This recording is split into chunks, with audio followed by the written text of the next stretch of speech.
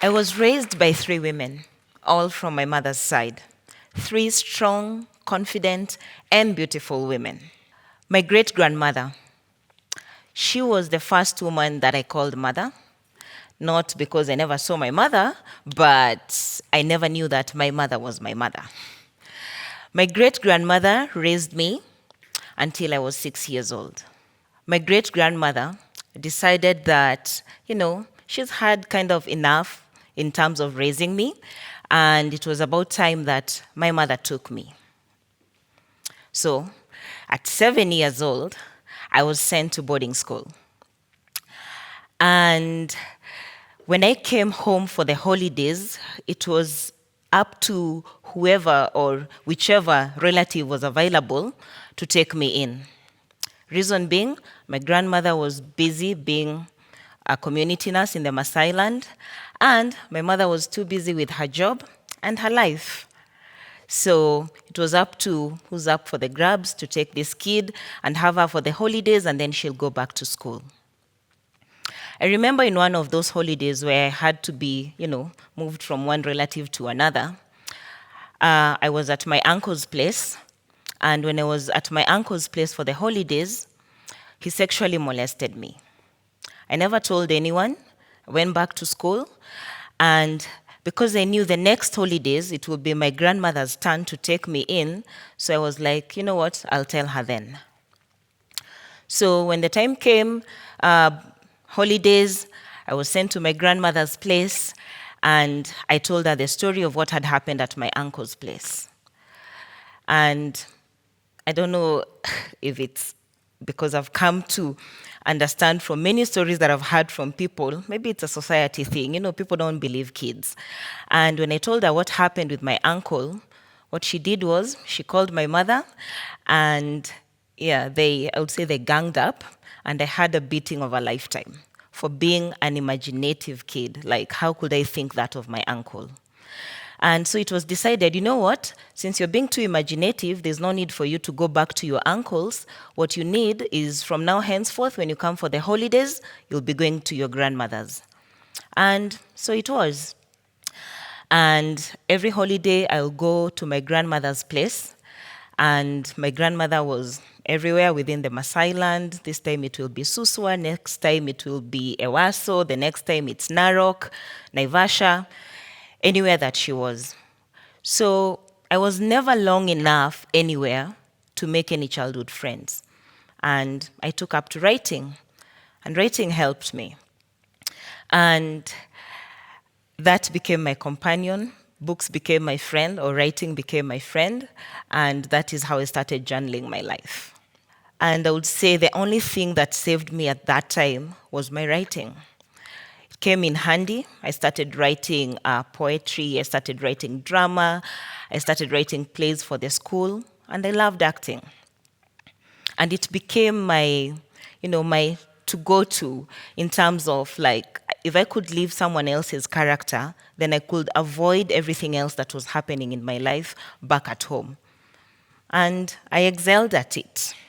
My high school life, I was living with my mom, and my mother had started rebuilding the relationship back again. It's kind of like she'd seen what we had missed earlier in life, and she wanted, to rebuild that love. And I was feeling that she was trying, and it was really good. And for the first time in my life, I started feeling that, I'm loved, I'm cared for. I'm not this child who nobody wanted before, who will be shoved to whichever relative that was available back then. And my mom really tried. And when I joined the National Theatre, she really supported my art. She was proud of me. I went ahead and got parts in Tahidi High and Makutano Junction. And I would say around that time, my mom was like really proud of me. Like, the way, oh, we've seen your daughter on TV. And she was like, oh yeah, that's my daughter, and you could see how she was expressing the joy and the love that she had for me. And I would say life was amazing for both of us, yeah. At one point, my mom had gotten sick, and where we used to live then in Thika, was a place, if you know Thika Makongeni, it's plots, with the shared bathrooms and the toilets. And I remember a neighbor coming to call me and telling me that, hey, your mom has fallen in the bathroom. I was like, okay, Sawa, she wasn't feeling well. Let me go find out what's happening. And I went, I found my mom in the bathroom. Just she was there, collapsed. And then as a kid, I didn't know what much to do. So I just started calling her. I started crying and, trying to wake her up, but she couldn't. And, I cried for I don't know how long. And then eventually I asked for help. We took her to hospital. And, that year was a bit, I would say, tough for my mom and I. And it was between hospital to hospital, but eventually she got better. But now that didn't last long because when life was starting to be good with her, after my accomplishment in, getting these roles on TV and all, she got sick again. This time round, I was not there and she passed on. When she passed on, I thought, okay, maybe this time round, her siblings and her mother, will come and help me with the arrangements and all that, and will help, and, we can bury her. But when I told my grandmother was like, we tuambie saa zile uko tu tayari, tutachimba tu shimo, afu umlete. Because my mother's body was in Thika, and I had to take her all the way to Naivasha. At 23, in my head, I was thinking, am I supposed to mourn my mother or am I supposed to be arranging a funeral with the help of my friends? I'm forever grateful for 3 of my friends from Tahidi High. That's Abel Mutua, Albert Kimani, and Crystal Mboga.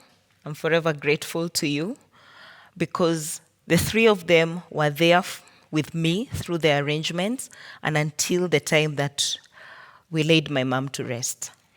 So a couple of months later, I found out that I was pregnant, and in a way I was happy. I was excited because I kept praying to God and thinking, you know what, God, please, just give me a girl because I want to name her after my mother. And my prayers came to pass. I had a daughter. When I had my daughter, I'd been in hospital for about, say, 2 weeks before I had her. And it's funny because the doctors were not really concerned in terms of why is someone in hospital for 2 weeks, she'd come to give birth, and 2 weeks later, she hasn't given birth yet. But nobody bothered. What they thought was, huyu ni mtoto mdogo, she doesn't know what she wants or what's happening. We've been doing this for years, so we tulia tu hapo. And I did. And so when I gave birth to my daughter, first I was happy because it was a girl, and I was like, yes, thank God, finally, yes, it's a girl, and I'll be able to name her after my mother. But I couldn't hold her. 2 weeks later is when I was allowed to hold my daughter.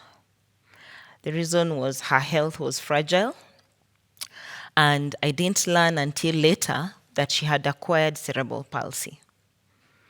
But the joy that was in my heart was, finally, I have this little human whom I'm going to take care of, and she's all mine. I will love her, spoil her, and everything else that as a child I didn't have. And I felt that it's a chance that I've been given, that love that was within me, that love that I could give out. This was the moment to do that. And so we went home.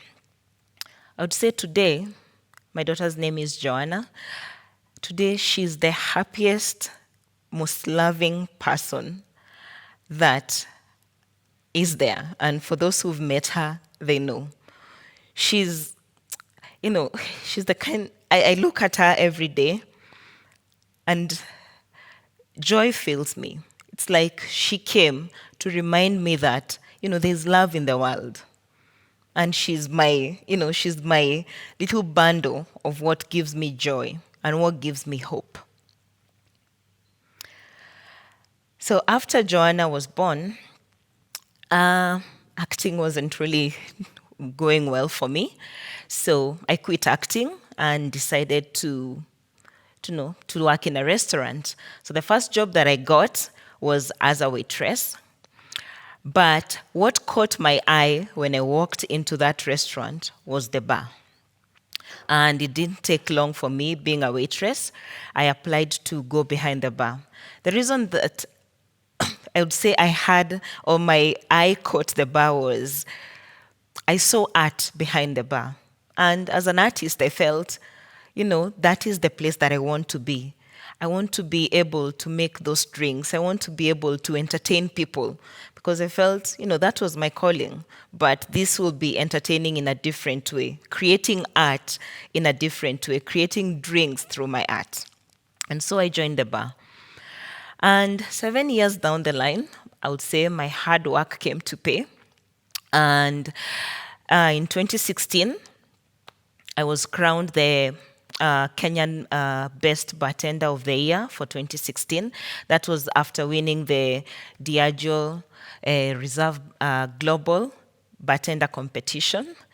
And one thing that I would say, because I think that was the next time I was ever on stage, I would say that was a moment that filled me with so much joy. That day I cried.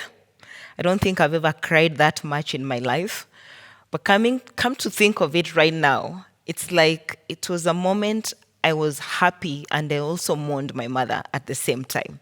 Because I was like, this was a moment I would have loved for her to see. And this is a moment that meant maybe, opportunities will open for me and I'll be able to give a better life for my daughter. And sure, opportunities opened. I got featured on CNN African Voices. So far, I've been the most featured bartender, in media, magazines, TV, and all. And also, it gave me an opportunity to leave a legacy for the company that I work for right now. So I'm the first female brand ambassador in Africa for them. And also, I've gone ahead and become a mentor for other bartenders. And for me, I see that God came in a different way. Yeah. Like, it was like, picking up all those lemons that had come into my life, my mom turning them into a lemonade, and me making the best margaritas that I could ever make, to win a bartender's competition and to open doors for me.